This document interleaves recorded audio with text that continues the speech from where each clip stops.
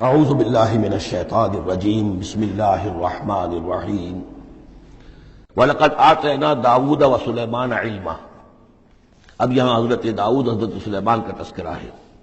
وَقَالَ الْحَمْدُ لِلَّهِ الَّذِي فَضَّلَنَا عَلَى كَثِيرٍ مِّنْ عِبَادِهِ الْمُؤْمِنِينَ، اور ان دونوں نے کہا کہ کل شکر ہے اور کل تعریف اللہ کے لیے ہے جس نے ہمیں اپنے بہت سے مومن بندوں پر فضیلت بخشی، ہمیں ایک مقام عطا کیا ہے، ہمیں ایک مرتبہ عطا کیا ہے۔ اس کے بندے جو صاحب ایمان ہیں ان میں اس نے ہمیں ایک رتبہ دیا ہے،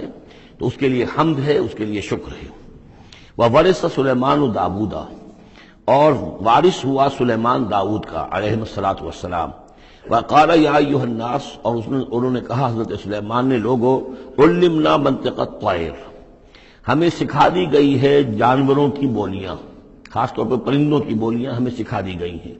وَأُوتِینَا مِن كُلِّ شَیْءٍ، اور ہمیں اللہ تعالیٰ کی طرف سے ہر شے عطا کر دی گئی ہے۔ ان ھذا لہو الفضل المبین، یہ اللہ تعالیٰ کی طرف سے عطا کردہ بہت بڑا فضل ہے، بالکل روشن اور واضح۔ وَحُشِرَتْ لِسُلَیْمَانَ جُنُودُهُ، اور جمع کیے گئے سلیمان کے لیے، یعنی ان کے معائنے کے لیے، ان کے تمام لشکر، من الجن والانس والطیر، یہ لشکر جو تھے جنات کے بھی تھے، انسانوں کے بھی تھے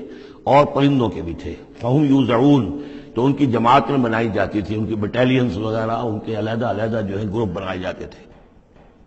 حتیٰ اذا اتوا علی وادی النمل، تو یہ کہیں نکلے ہیں اپنے لشکر کو لے کر، جب ان کا آنا ہوا، پہنچنا ہوا ایک وادی پر کہ جہاں چیونٹیوں کی رہائش تھی، یعنی بہت سے بل تھے اور چیونٹیاں جو ہیں اس وادی میں کثرت سے تھیں۔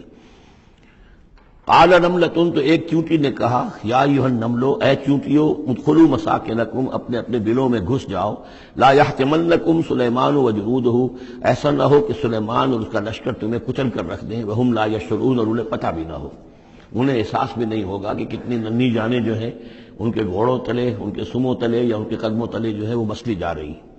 فتبسم ضاحکا من قولھا، اس کا یہ قول جو ہے حضرت سلیمان نے سن لیا اور سمجھ لیا، تو اس پر متبسم ہوئے، ان کو چہرے پر مسکراہٹ آئی۔ وقال رب اوزعنی، اور یہ جو اللہ نے فضیلت عطا کی تھی کہ وہ ان جانوروں کی بولیوں کو بھی سمجھ رہے تھے، اس پر خاص طور پر ان کی زبان سے اللہ تعالیٰ کے حمد کا ترانہ جاری ہوا۔ وقال رب اوزعنی ان اشکر نعمتک التی انعمت علی وعلی والدی، اس نے کہا پروردگار مجھے اس کی توفیق دے کہ میں تیرا شکر، تیری اس نعمت کا شکر اور حق ادا کر سکوں کہ جو تو نے مجھ پر فرمائی ہے اور میرے والدین پر فرمائی۔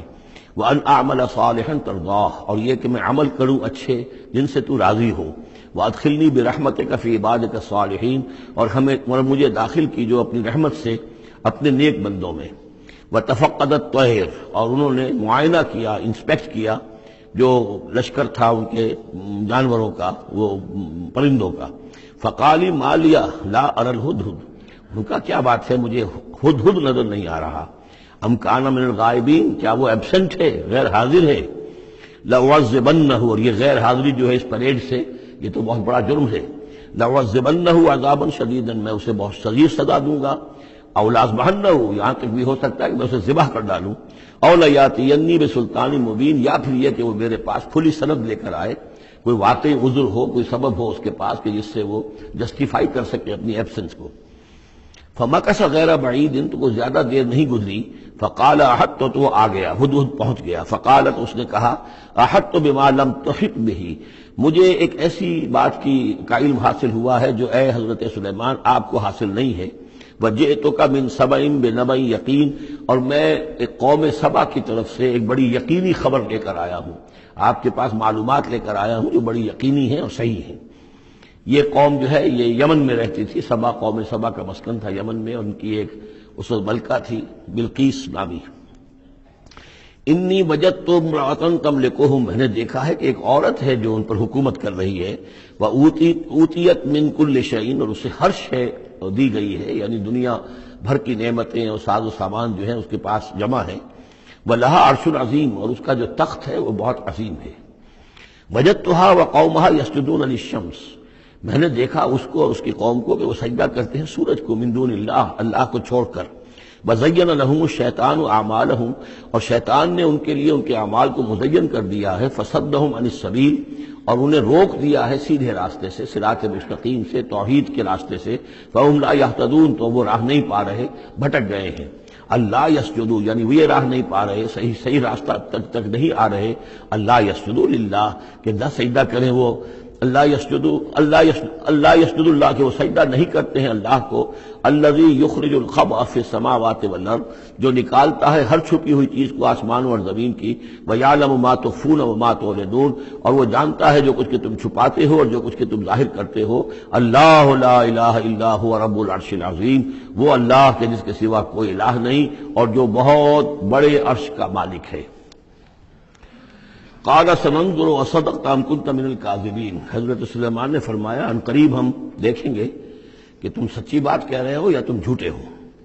یعنی تم نے جھوٹ موٹ کا بہانہ بنایا اپنی غیر حاضری کے لیے یا واقعتاً تم صحیح خبر لے کر آئے ہو۔ اذهب بکتابی ھذا، میرا یہ خط لے جاؤ، فالقہ الیہم،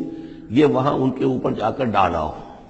ثم تول عنہم، پھر ان سے ذرا ہٹ کر دیکھو، فانظر، ذرا اس سے پیٹھ موڑ کر ایک طرف کو ہو کر وہاں منتظر رہو اور دیکھو ماذا یرجعون، کہ وہ کیا جواب دیتے ہیں۔ قالت یا ایھا الملأ انی القی الی کتاب کریم، اب یہ خط لے گیا ہے ہدہد اور اسے جا کر پھینک دیا ہے، وہ شاید ملکہ کی خوابگاہ میں پھینک دیا ہو۔ قالت یا ایھا الملأ، اب اس نے دربار اپنا منعقد کیا، اس نے کہا ہے میری قوم کے سردارو، انی القی الی کتاب کریم، یقیناً میری طرف ڈالا گیا ہے ایک خط کے جو بہت باعزت خط ہے، انہ من سلیمان، اور یہ خط آیا ہے سلیمان کی جانب سے، وانہ بسم اللہ الرحمن الرحیم، اور اس کا آغاز ہوا ہے بسم اللہ الرحمن الرحیم سے۔ یہ واحد مقام ہے قرآن مجید میں کہ جہاں یہ آیت بسم اللہ جو ہے سورتوں کے متن کے اندر واقع ہوئی ہے، باقی جو ہے سورتوں کے درمیان لکھی ہوئی ہے، اس میں اختلاف ہے کہ آیا انہیں شمار کیا جائے گا ہر مرتبہ قرآن کی آیت کی حیثیت سے یا نہیں۔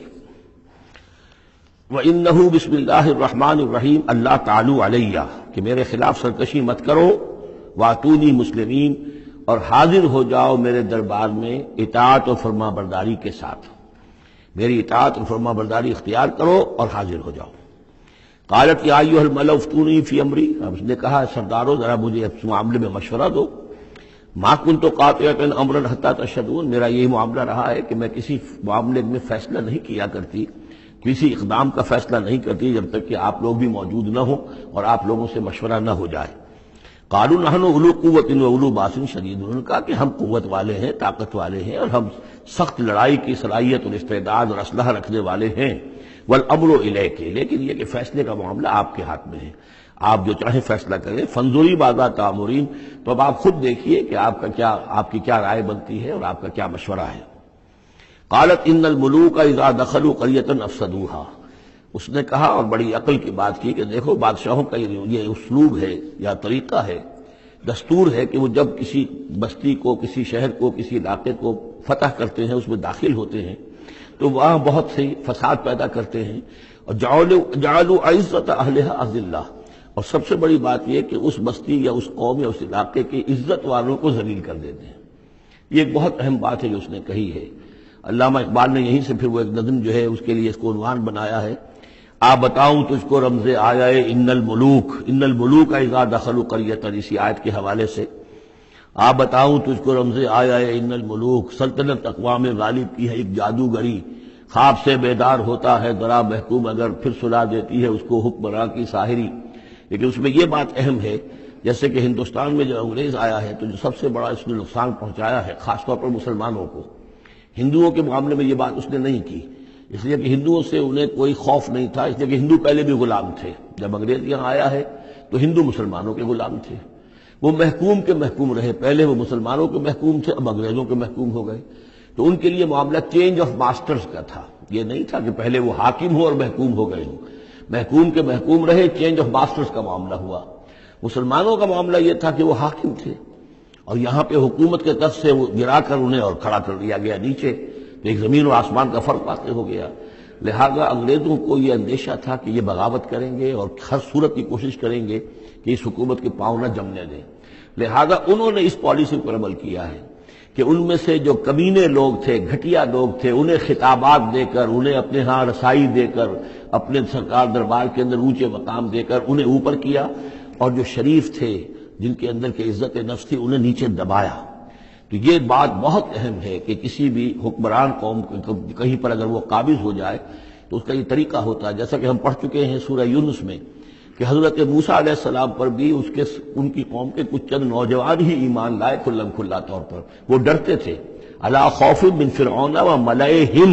ان کے اپنے سردار جو تھے وہ چونکہ ان میں سے کسی بحثوں کو انہوں نے اپنے دربار کے اندر جگہ دے رکھی تھی، لہذا وہ بھی گویا کہ اپنی قوم کے خلاف کام کرتے تھے فرعون کی وفاداری میں۔ جیسے ہمارے ہاں یہ خطابات یافتہ طبقہ جو انگریز نے بنایا تھا، یہ در حقیقت گویا کہ ایجنٹ بن گیا تھا حاکم قوم کا، اور یہ محکوموں کی جاسوسی بھی کرتا تھا اور محکوموں کو دباتا بھی تھا۔ قالت ان الملوک اذا دخلوا قرية افسدوها وجعلوا اعزة اهلها ذلہ، بادشاہوں کا معاملہ یہ ہے کہ وہ جب کسی شہر کو کسی بستی کو فتح کرتے ہیں اور فاتح کے حصے سے داخل ہوتے ہیں تو فساد مچاتے ہیں وہاں، اور یہ کہ وہاں کے جو عزت والے لوگ ہوتے ہیں انہیں ذلیل کر دیتے ہیں۔ وَكَذَلِكَ يَفْعَلُونَ، اور یہ ان کا طریقہ ہے، وہ یہ کرتے ہیں۔ صدق اللہ العظیم۔